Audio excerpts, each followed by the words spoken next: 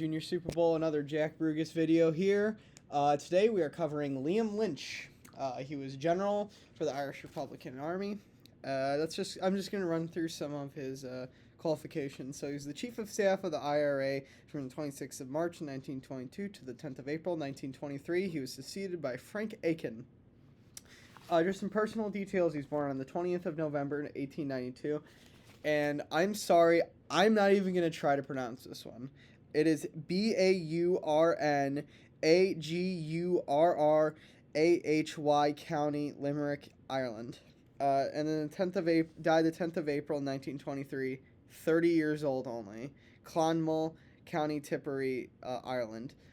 I just want to take a side note here. You will notice this was a war of young men. A lot of the people who died in this and a lot of the leaders on the Irish Republican side were very young.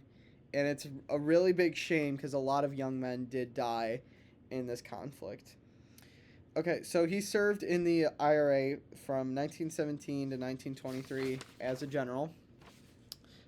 He was the officer commanding of the 2nd Cork Brigade, Irish Republican Army, 1919 to April 1921. He was the commander of the 1st Southern Division of the IRA, April 1921 to March 1922. He was the Chief of Staff of the IRA from March 1922 to April 1923, as stated before. And then he fought in the War of Independence and Civil War. All right, let's get cracking. William Flanagan Lynch was an Irish Republican officer during the Irish War of Independence of 1919 to 1921. During much of the Irish Civil War, he was the Chief of Staff of the IRA. On the 10th of April 1923, he was killed whilst trying to escape an encirclement by Free State troops in South Tipperary. Alright, so on his early life, he was born in the townland of that really weird name that I can't pronounce, Inglesborough, County Limerick, near Mitchelstown, County Cork, on the 20th of November 1892. His father was Jeremiah Lynch and his mother was Mary Lynch, both of whom are buried in Brygown Graveyard, Mitchelstown. During his first 12 years of schooling, he attended Inglesborough National School. Lynch was living with his parents in the town for the 1901 and 1911 censuses. In 1909, at the age of 17, he started an apprenticeship at O'Neill's hardware shop in Mitchelstown, where he joined the Gaelic League and the Ancient Order of Hibernians. You'll notice a lot of the IRA members were part of the Gaelic League, and a couple were part of the Hibernians as well. Later, he worked at J. Barry and Sons Hardware Merchants, Fermoy. In the aftermath of the 1916 Easter Rising, he witnessed David and Thomas Kent of Barnard House being taken through Fermoy after their arrest by the Royal Irish Constabulary. After this, he determined to dedicate his life to Irish republicanism. In 1917, he was elected first lieutenant of the Irish Volunteer Company, based in Fermoy. During the War of Independence, in Cork, Lynch reorganized the Irish Volunteers, the paramilitary organization that later became the IRA, in 1919, becoming commandant of the Cork 2nd Brigade of the IRA during the guerrilla Anglo-Irish War. He helped capture a senior British officer, General Cuthbert Lucas, in June 1920, shooting a Colonel Danford in the incident. Lucas later escaped while being held by IRA men in County Clare. Lynch was captured together with the other officers of the Cork No. 2 Brigade in a British raid on Cork City Hall in August 1920. Terence McSweeney, Lord Mayor of Cork, was among those captured. He later died on hunger strike in protest at his detention. Lynch, however, gave a false name and was released 3 days later. He then began to organize a flying column within his IRA brigade to launch attacks on British targets, having made himself a leader out of force of his own convictions, possessed by a sense of mission and by revolutionary ardor. Lynch believed independence could only be hewed by the British. In September 1920, Lynch, along with Ernie O'Malley, commanded a force that took the British Army barracks at Mallow. The arms in the barracks were seized and the building partially burnt. Before the end of 1920, Lynch's brigade had successfully ambushed British troops on 2 other occasions. Lynch's guerrilla campaign continued in the early 1921. with some successes such as the ambush and killing of 13 British soldiers near Mill Street. In March through April of 1921, the IRA was reorganized into divisions based on regions. Lynch's reputation was such that he was made commander of the 1st Southern Division. Ernie O'Malley brought that news from GHQ on 21st of April. From April 1921 until the truce that ended the war in July 1921, Lynch's command was put under increasing pressure by the development of more British troops into the area and the British use of small mobile units to counter IRA guerrilla tactics. Lynch was no longer in command of the Cork No. 2 Brigade, for he had to travel in secret to each of the 9 IRA brigades in his Munster. Sorry, that's the area he was in. By the time of the truce, the IRA under Liam Lynch was increasingly hard-pressed and short of arms and ammunition. He therefore welcomed the truce as a respite, but expected the war to continue after it ended. And then this is a picture of him with some of his divisional staff and officers from the 1st Southern Brigade and Division. Okay, during the after the War of Independence formally ended with the signing of the Anglo-Irish Treaty between the Irish negotiating team and the British government in December of 1921. Lynch decided to be opposed to the treaty on the grounds that it destabilized the Irish Republic proclaimed in 1916 in favor of Dominion status of Ireland within the British Empire. Another side note, this is nothing new if you've seen some of the other guys. It's always about the Irish Republic being dissolved. It's either the Irish Republic being dissolved or the Dáil Éireann losing its power. It's 90% of what these people who are anti-treaty, their reasoning for it. All right. Lynch, however, did not want a split in the Republican movement and hoped to reach a compromise with those who supported the treaty, quote-unquote, Free Staters, by the publication of a Republican constitution for the new Irish Free State. But the British would not accept this, as the treaty had only just been signed and ratified, leading to a deeper split in IRA ranks. Lynch did his best to reunite a divided IRA and continued to hold discussions with the opposing side for a number of months. Both he and Michael Collins were on the IRB Supreme Council, and neither wanted to see a civil war. Lynch, who commanded by far the largest area of any divisional commander, was elected temporary chief of staff by the Republican Military Council in March.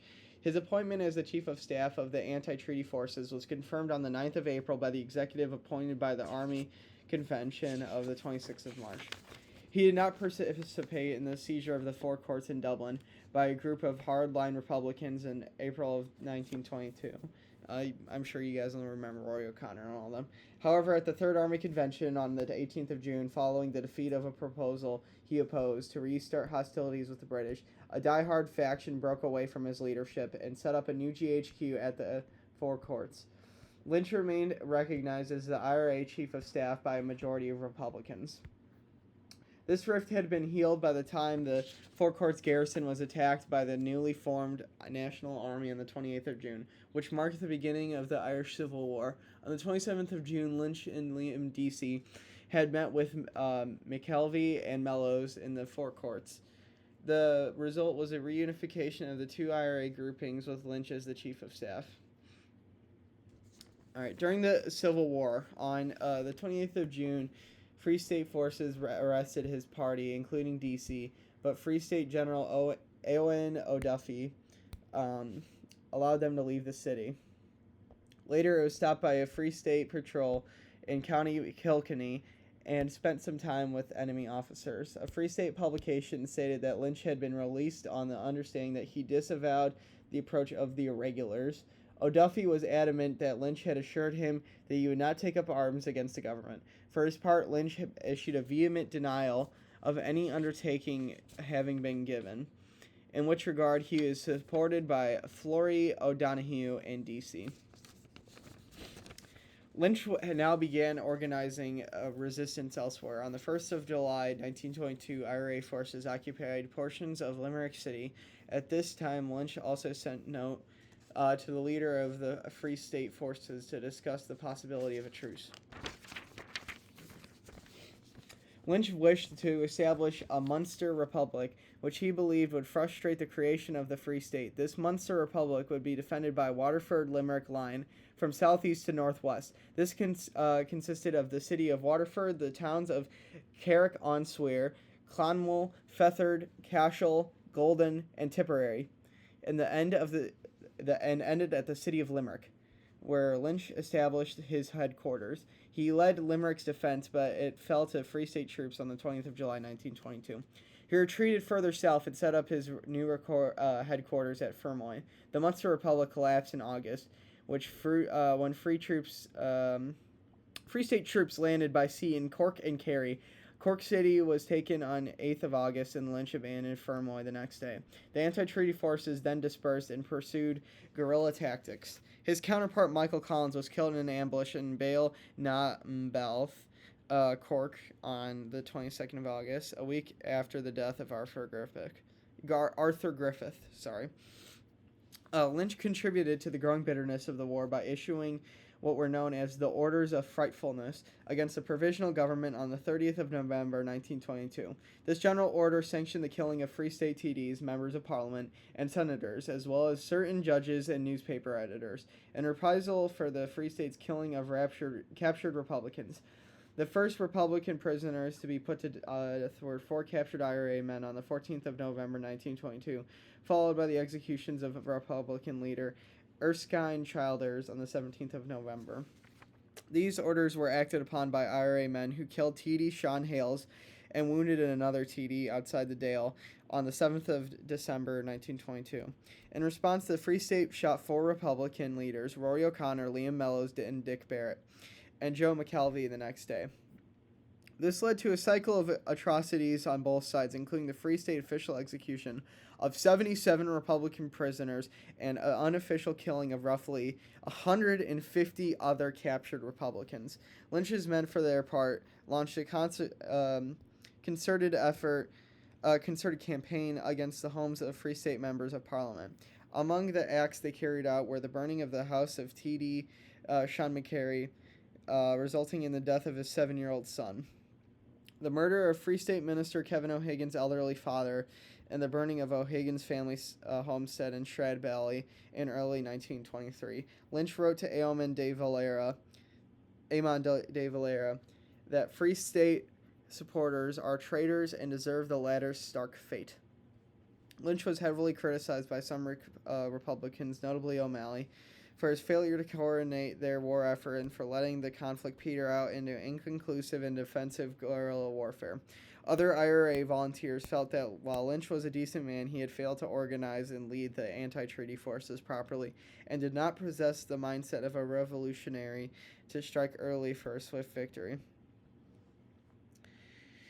Lynch was scathing of the Dale and the old IRA GHQ for having abandoned the people in the north, particularly in Belfast. On March 1923, the anti-treaty IRA Army executive met in a remote location in the Nire Valley. Several members of the executive proposed ending the Civil War. However, Lynch opposed them and narrowly carried a 6-5 vote to continue the war. He had been trying to import mountain artillery from Germany in a vain attempt to turn the tide of war. When killed, he was carrying documents that appeared to call for the end of the war. Alright, and then this is a bloodstained handkerchief belonging to Lynch at the time of his death. Can be seen in the Tipperary Museum of Hidden History. On the 10th of April, 1923, a National Army unit was seen approaching Lynch's secret headquarters at the Knock Meal Down Mountains. Lynch was in possession of important papers that he knew had to not fall into enemy's hands, so he and his 6 comrades attempted to evade them. To their shock, they ran into another unit of 50 National Army soldiers approaching them from the opposite direction. Lynch was shortly afterwards hit by a rifle fire from the road at the foot of the hill. Knowing the values of the papers he carried, he ordered his men, including soon-to-be Chief of Staff Frank Aiken, to leave him behind. When the National Army soldiers reached Lynch, they initially believed him to be Eamon de Valera, but he informed them, "I am Liam Lynch, Chief of Staff of the Irish Republican Army. Get me a priest and a doctor. I'm dying." His last wish was to be buried next to his comrade, Michael Fitzgerald, In the late 1920, Fitzgerald had died after a 67-day hunger strike. Lynch was carried on an improvised stretcher manufactured from guns to Nugent's, formerly Walsh's, pub in Newcastle at the foot of the mountains, and was later brought to the hospital in Clonmel, where he died that evening at 9 p.m. He was buried 2 days later at Kilcrumper Cemetery near Fermoy, County Cork. All right, that's all that had to be covered by Liam Lynch. You know, he's pretty much, his incompetence in military strategy was probably a big reason why the IRA did so bad during the Civil War. You know, but if it weren't for him, Civil War wouldn't have really went on as long as it was, and we wouldn't be sitting here talking about him nearly as much, would we? All right, that's all I have for you guys today. Hope you learned something new, and I hope you have a good day. Goodbye.